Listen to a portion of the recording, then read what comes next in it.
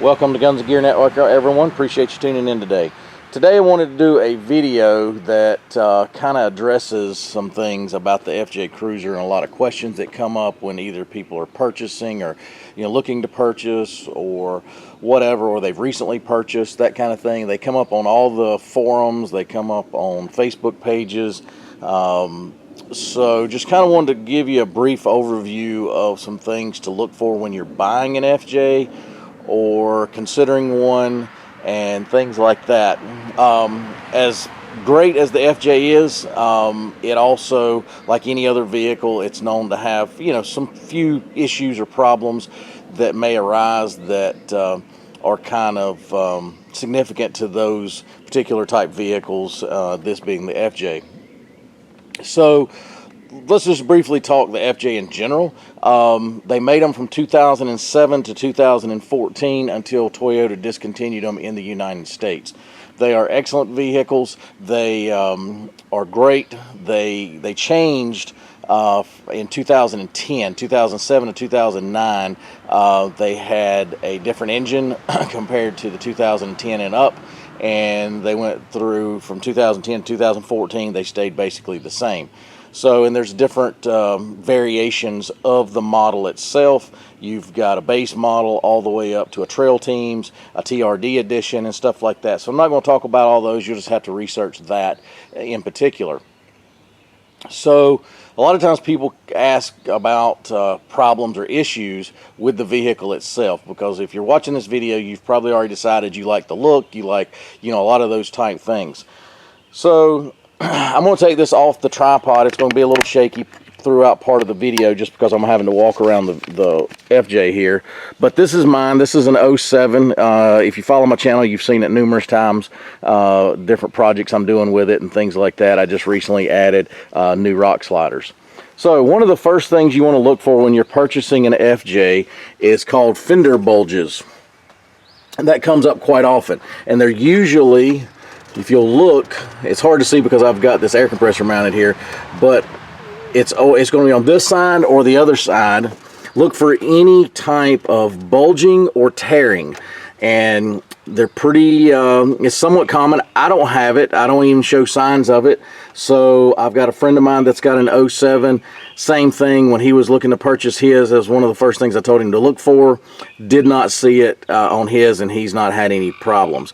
So far, there's no a real reason for it. They supposedly made some reinforcement corrections, I think in the 2010 and up, and for some reason we can't get it contributed to one specific thing, like you off-roaded a lot or something like that. You're always going wheeling.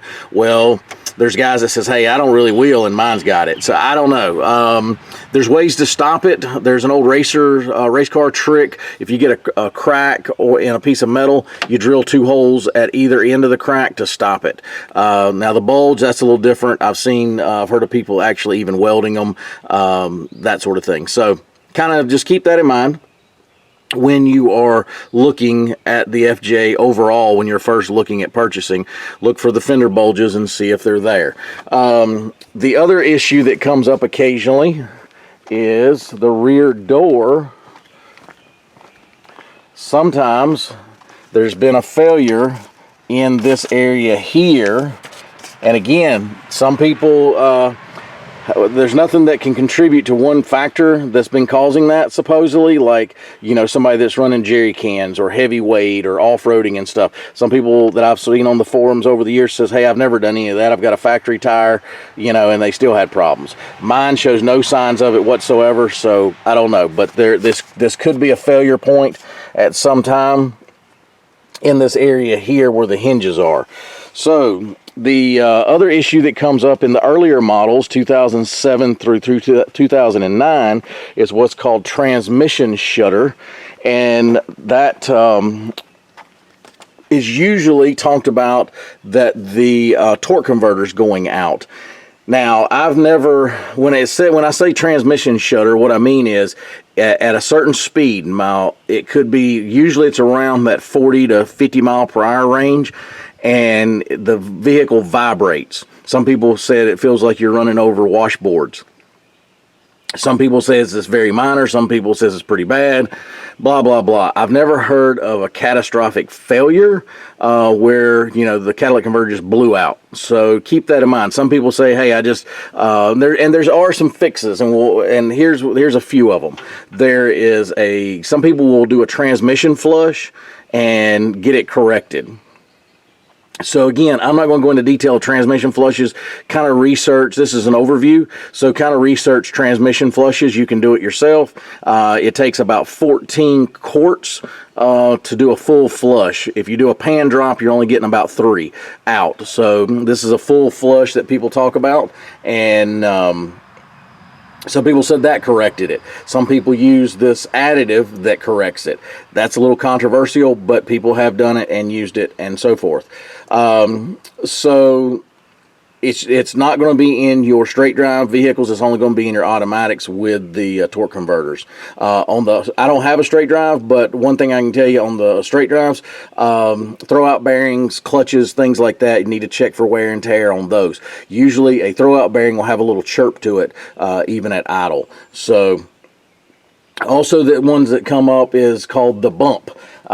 It's like when you come to a complete stop, and when you release off the brake to go forward, or maybe even not, it'll feel like somebody kind of bumped you in the rear end.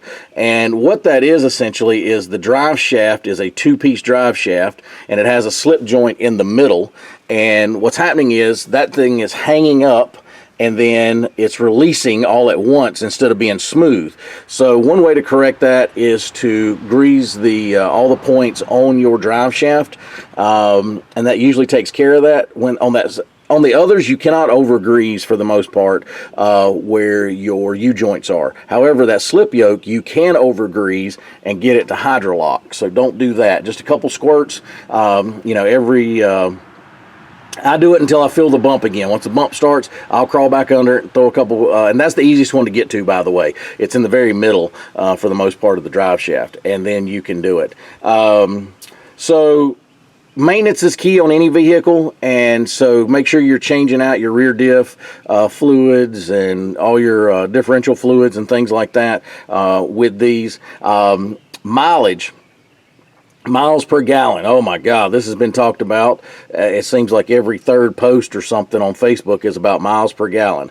If I add a bumper, what does it do to my miles per gallon? If I add a light bar, what does it do to my miles per gallon? It's a little sore subject for some people on the forums and stuff. I get it. If you're driving an FJ, I don't care what mods you have. I don't care what size tires, any of that. Normally, your miles per gallon is going to be somewhere between 14 and 18. And the reason I say that, because I've heard such variations of it. Different people claim different stuff, and that also, are they doing it accurately, even checking their miles per gallon? But I would say a realistic number is probably 14 to 16. Depends on your driving habits, what you're hauling, what you're not, things like that. The more weight and stuff like that you add, just the fact of the matter, these are not Priuses. They're not, those type of vehicles that are going to get great miles per gallon. So just keep that in mind.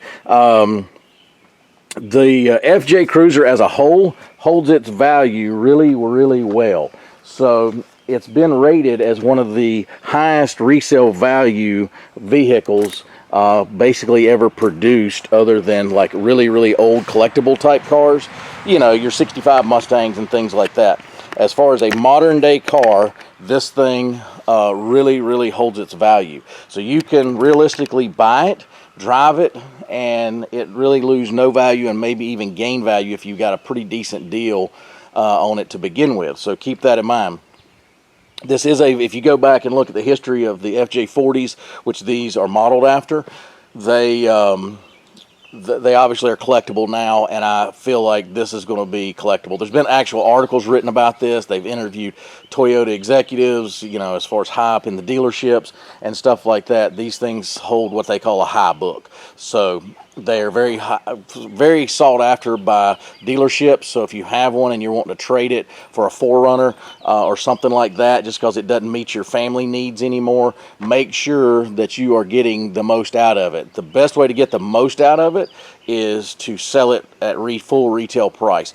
I would ask full retail price of your current year, model, mileage, and stuff like that, and then maybe even add $500 to it just to see where you're at in the marketplace. And it varies from region to region, so keep that in mind.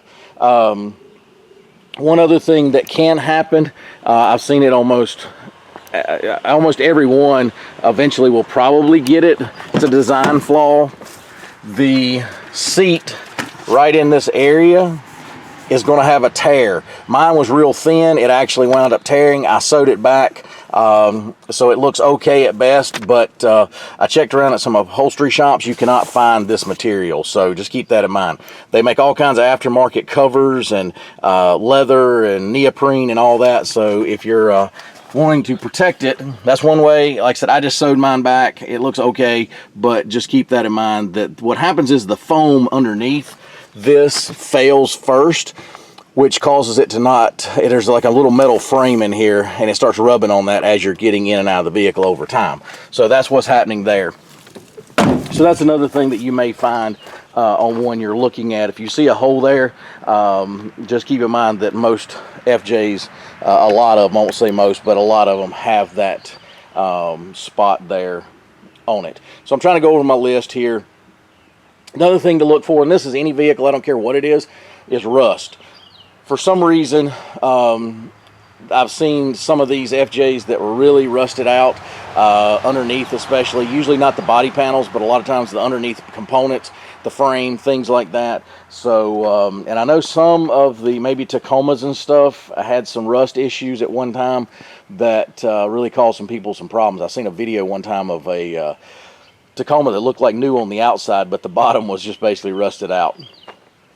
So you want to try buying one from one of the southern states, probably, you know, North Carolina, South Carolina, Arizona, you know, maybe where it's dry. So just keep that in mind when you're looking, that rust can cause you some problems. If you do have rust, or you want to prevent it, fluid film, it's a spray or brush on. You can do a bunch of different applications with it, and it is known to prevent rust. And it is not permanent. It's not a paint or anything. It's like it's made of lanolin oil, actually, is what it's made of.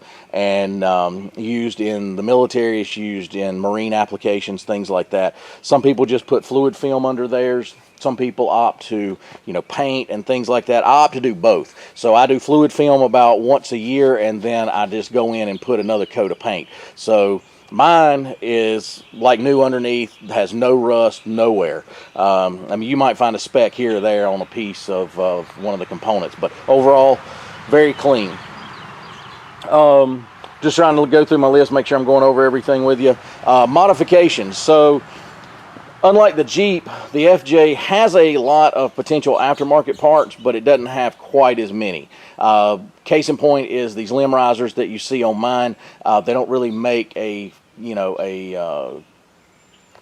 company-made set of limb risers. So if you want limb risers for the Jeep, you can buy them. For something like the FJ, you're going to have to make them yourself. But normally, and they're starting to phase out some. Trail Gear's a good one. They had a bumper that was kind of cool as a big Stinger bumper.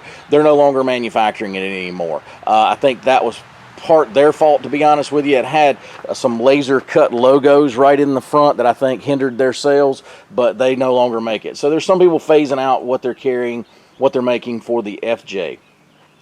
Some people ask about LED lights or upgraded LED lights. So the interior lights on this 07 was terrible. I mean, you could barely see anything. So I've upgraded those to LED lights. Inside, I've upgraded the headlights to LED. These are last fit LED insert, just plain old bulbs you insert in. A lot of people, as soon as you ask that question about LED bulbs in the headlights, some people wig out and just go crazy. Oh, it'll spill light. It'll be too bright for other people. Blah blah blah. It doesn't have the right, housing for it, for projection and things like that. Totally not true in my opinion. I've got last fit LEDs in here. They sponsored a video that I upgraded these. These have been great. I've not had any issues. The light's very clean and nice, and it does, if you adjust your headlights correctly, you can have, you know, crappy headlights and not adjusted correctly, and people are going to bright light you, and you're going to bother other drivers. With these LEDs, I might have them. I hadn't checked them as far as you know, what is standard height. I think it's 4 foot in North Carolina, but anyway, the in other states may vary, blah blah blah, but anyway, I forget what it exactly is. But my point is, if you put them in and adjust them correctly, you might have to adjust them just a little bit lower, but these do not spill light. They're not just, you know, reflecting, you know, bright light everywhere. They actually do really well, so keep that in mind. Tons of accessories. Like I said, ARB is a good one to go to. Tons of bumpers. There are bumper manufacturers that are small in by design as far as their company size, so they're a little slow as far as getting stuff out to you and things like that. So have patience with some of those. Understand what you're getting into when you go into it. You know, is it in stock? Is it not? So forth. Another thing that comes up all the time. This is like, oh my God, what size tires can I put on my FJ? So what size lift? And it's like the number one question. It's actually made fun of, that question, so much that somebody will post up a different thing altogether, and somebody will ask, what size tires are those? So I'm running 285/70/17s on mine, and I don't really know what lift I have in mind. It was like this when I got it. I was told it was a 3-inch lift. We hadn't really been able to hammer out exactly what it is. I know it's got Bilstein shocks, but I don't think they're 5100s, so I don't really know what I have. So you're going to have to look at, and when people ask that question, will it rub? Well, that really depends on your offset of your wheel, a lot of different things. These are 2010 wheels, called the bullet hole wheel, so these were upgraded from when I got it already to the 2010 style bullet hole wheel, which I prefer. I like these about as good as any any custom wheel that you could find. So I just stuck with them. I like it. These are 285/70/17s with no body mount chop. So when I mentioned body mount chop, that was another thing. So to get things to fit and not rub, you may have to come in here, and it is done, if I can get this camera to cooperate, it is done right in here. You take this off, and you have to chop off part of the body. Supposedly it's not shown any ill effects for people that do that. It's done all the time with the FJs, so you might have to do that with your setup. Depends on the size lift, tires, the offset, how wide your tires are, all kinds of things. A lot of guys run spacers. I personally don't like spacers. That's just me. Spacers put more wear and tear on your suspension parts, your wheel bearings, and things like that. But I understand the guys that like it. I think it does look cool to have that wider, stance. But to me, I like to, mine. If you look down the side of mine, the tires, get the right angle, are basically barely outside the fender, just by a little bit, and I like it that way. That's just me. It's easier to get on trails. It's a narrower footprint on a trail, and it doesn't sling rocks and mud and everything on the side. People ask a little bit about color, personal preference. They had a rainbow of colors when it came to the FJ. So, just to name a few, the titanium, which is the silver, which is this one. I think the one called Iceberg, which was white, black. I think the other one's black cherry, which is kind of a purplish color. And I don't know all the names. One's yellow. One is a voodoo blue, which is a brighter. It's a bright blue, but it's not the. There's another one called Calvary Blue that's a little lighter than the other. The differences you'll see in the rooftops, white compared to the same body color match, that's where you get into the trail team stuff. So if you see one, a lot of people will paint their roof. Sometimes they'll do it just to kind of make a trail team look. They'll have it painted, wrapped, or rhino lined, something like that. Some people like the look. They don't like the white. So they'll paint it black or rhino line it or wrap it or something like that. Me personally, I like the white. It kind of looks vintage, just like it was originally done. Matter of fact, I'm thinking about probably doing a white grill bezel around the lights and all. So just something to look at. that you know, to think about. But a lot of, like I said, all kinds of modifications and stuff you can do to these. They're great vehicles overall, and but I just wanted to kind of do an overview of the FJ and what to look for and stuff like that. Some of the complaints you'll hear about the FJ is the suicide doors, and I've got a young son that does ride in the back mostly, so it's hard to get in and out sometimes in parking spots where there's somebody beside of you, because we're having to open both doors and get him out and stuff like that, so it's a little tough, and I get that. Blind spots, people talk about that with these things. They said they can't see. Well, I grew up driving trucks and box trucks and things like that for work, and so I didn't have any rear view. I had to use my mirrors. So adding these simple mirrors right here, blind spot mirrors, help with no issues, to be honest with you, something like that. So keep that in mind. Windshields, they are notorious for getting chips and cracks, and the reason is because the angle of that windshield is basically pretty close to straight up and down. So that can cause a problem because the rocks don't have a way to kind of glance off. They hit and they just crack. So when you have a windshield replaced on these, part of the procedure to do that is they have to remove that top panel or trim piece at the top. They also have to remove the two side pieces here and on the other side, and this piece up here right there. So that in itself can cause problems to people that in the windshield industry that are not used to doing it. So one thing you want to make sure of when you call, ask have they done FJs before. That doesn't mean they're going to tell you the truth, and just make sure that they have factory clips to replace all of that stuff back.